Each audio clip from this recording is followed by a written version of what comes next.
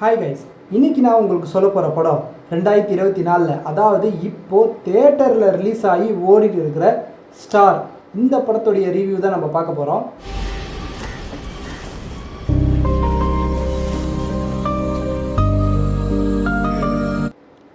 அதாவது இந்த படத்துடைய கதையை நான் உங்களுக்கு ஷார்ட் அண்ட் ஸ்வீட்டாக சொல்கிறேன். இந்த படத்தில் நம்ம கவின் பார்த்தீங்கன்னா அவர் ஒரு ஆக்டர் ஆகணும் சினிமாவில் அப்படின்னு சொல்லிட்டு அவர் ட்ரை பண்ணிகிட்ருப்பார். அந்த மாதிரி அவர் ட்ரை பண்ணிகிட்டு இருக்கும்போது அவருடைய லைஃப்பில் ஒரு சில தடங்கல்கள், ஒரு சில பிரச்சனைகள்லாம் வருது. அந்த பிரச்சனையிலேருந்து அவர் வெளியே அவர் சினிமாவில் ஒரு ஆக்டர் ஆனாரா இல்லையா அப்படிங்கிறது தான் இந்த படத்துடைய கதை. இந்த படத்துடைய ஃபஸ்ட்டு பாசிட்டிவ் அப்படின்னு பார்த்தீங்கன்னா, இந்த படத்தில் கவினுடைய செம்மையான ஒரு பெர்ஃபார்மன்ஸ் தான். அதாவது மனுஷன் பார்த்தீங்கன்னா ஆக்டிங்கில் சும்மா பின்னி பெடல் எடுத்திருக்காப்புல அப்படி ஒரு பெர்ஃபார்மன்ஸ் கொடுத்துருக்காரு. அதுவும் படத்தோடைய ஸ்டார்டிங்லேருந்து படம் எண்டு முடிகிற வரைக்கும் பெர்ஃபார்மன்ஸில் இவர் செம்மையாக ஸ்கோர் பண்ணியிருக்காரு.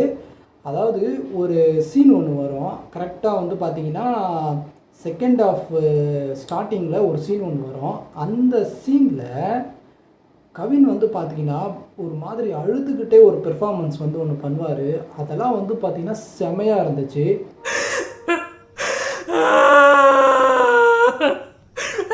ஸோ கவினுடைய பெர்ஃபார்மன்ஸு இந்த படத்துக்கு ஒரு ஃபஸ்ட்டு ப்ளஸ் பாயிண்ட்னே நான் சொல்லுவேன். செகண்ட் பாசிட்டிவ் அப்படின்னு பார்த்தீங்கன்னா இந்த படத்தோடைய மியூசிக் தான்.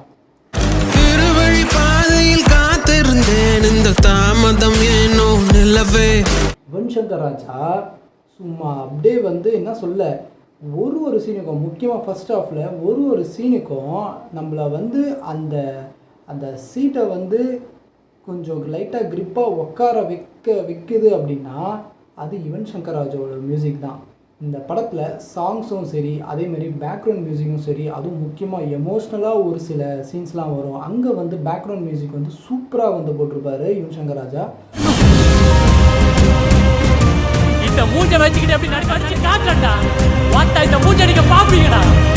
ஸோ மியூசிக் பொறுத்த வரைக்கும் யுவன் சங்கர் ராஜா அவரோட வேலையை சூப்பராக கரெக்டாக பண்ணியிருக்காரு. இந்த படத்துக்கு ரெண்டாவது ப்ளஸ் பாயிண்ட் நான் மியூசிக்கை சொல்லுவேன். அதுக்கப்புறம் இந்த படத்தில் ப்ளஸ் பாயிண்ட் அப்படின்னு கேட்டிங்கன்னா, இந்த படத்தில் லால் சார் நடிச்சிருக்காரு. அவருடைய பெர்ஃபார்மன்ஸ் பார்த்திங்கன்னா சூப்பராகவே இருந்துச்சு. அதே மாதிரி கவினுக்கு அம்மாவாக ஒரு கேரக்டர் நடிச்சிருப்பாங்க. அவங்களுடைய பெர்ஃபார்மன்ஸும் பார்த்திங்கன்னா நல்லாவே இருந்துச்சு.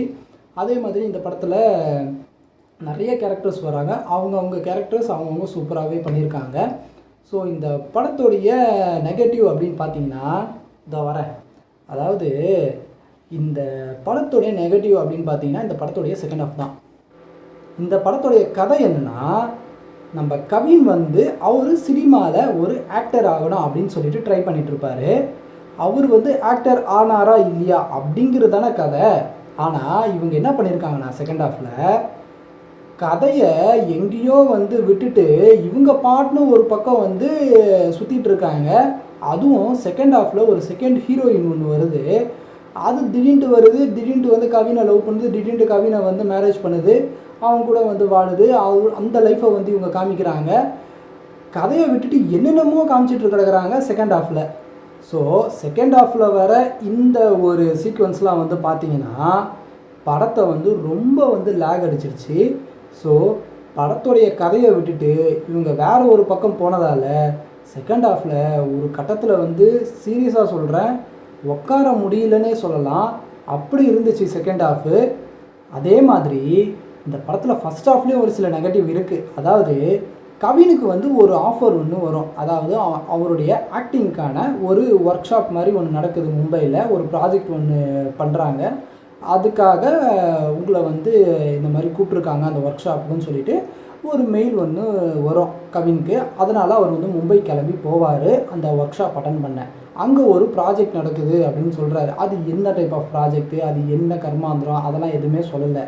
அந்த ஒர்க் ஷாப்பில் இவர் போய் இவருடைய ஆக்டிங் ஸ்கில்லை ஒரு மாஸ்டர் ஒருத்தர் உட்காந்துட்ருக்காரு. அவர் தான் ஹெட்டுன்னு வச்சுக்கோங்களேன். அவர் முன்னாடி இவருடைய ஆக்டிங்கை காமிக்கிறாரு. அந்த டைமில் இவர் பார்த்திங்கன்னா அந்த மாஸ்டர் ரிஜெக்ட் பண்ணிடுறாரு. இவர் பார்த்திங்கன்னா மற்ற ஆர்டிஸ்ட்லாம் அங்கே இருப்பாங்க. சரிங்களா, அந்த ஒர்க் ஷாப் வந்தவங்க.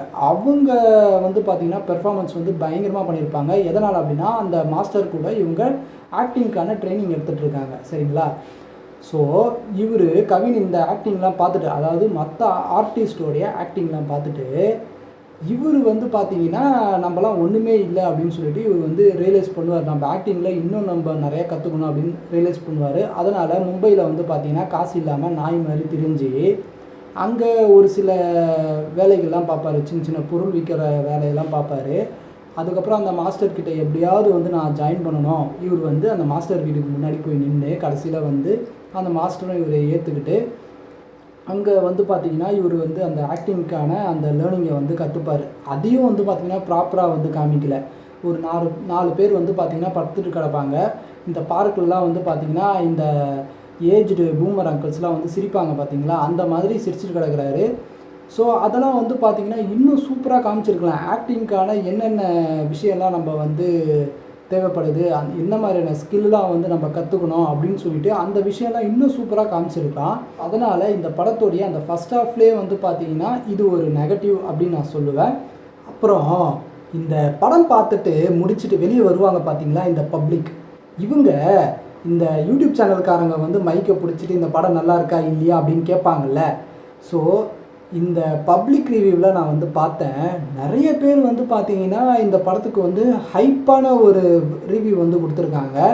அதாவது அதில் ஒரு ஹைப்பான ரிவ்யூ வந்து இவங்க கொடுத்ததில் நான் சொல்கிறேன். நிறைய பேர் வந்து சொல்லியிருக்காங்க இந்த மாதிரி இதில் வந்து ஒரு சர்ப்ரைஸ் எலமெண்ட் ஒன்று இருக்குது, அதாவது 2 சர்ப்ரைஸ் எலமெண்ட் இருக்குது, அதை வந்து மிஸ் பண்ணிடாதீங்க அப்படின்னு சொல்கிறாங்க. ஆக்சுவலி அந்த 2 சர்ப்ரைஸ் எலமெண்ட் வந்து ஒன்றுமே இல்லைங்க. வெற்றிமாறன் வந்து பார்த்திங்கன்னா இதில் வராது. அதுக்கப்புறம் யுவன் சங்கர் ராஜாவுடைய புதுப்பேட்டையில் ஒரு பாட்டு ஒன்று வருது. மேபி அந்த பாட்டு வேணால் வந்து ஒரு சர்ப்ரைஸ் எலமெண்ட்டாக வச்சுக்கலாம். பட் வெற்றிமாறன் வந்து இந்த படத்தில் வர்றது ஒரு சர்ப்ரைஸ் எலமெண்ட் அப்படின்ட்டு என்னால் பெருசாக வந்து ஏற்றுக்க முடியல. ஏன்னா இந்த படத்தில் அந்தளவுக்கு அந்த சர்ப்ரைஸ் எலமெண்ட்டை வந்து இவங்க வெயிட்டேஜாக வந்து பெருசாக காமிக்கல.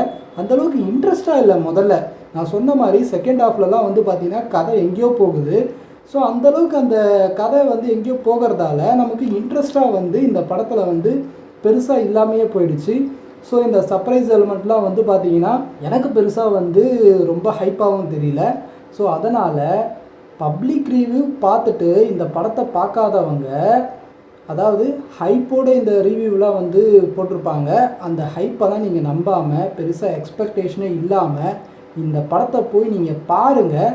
ஆனால் இந்த படம் வந்து பார்த்திங்கன்னா ஒரு ஆவரேஜான வாட்ச் தான் என்னை பொறுத்த வரைக்கும்.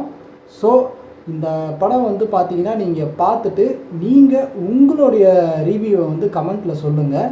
அதே மாதிரி இந்த படத்தில் செக்ஷுவாலிட்டி, நியூடிட்டி அந்த மாதிரி எந்த ஒரு சீனுமே கிடையாது. நீங்கள் தாராளமாக உங்கள் ஃபேமிலியோடவே வந்து இந்த படத்தை வந்து நீங்கள் போய் பார்க்கலாம். ஸோ இந்த படம் பார்த்திங்கன்னா என்னை பொறுத்த வரைக்கும் ஒரு ஆவரேஜான படம் தான். அதுக்கப்புறம் உங்கள் விருப்பம்.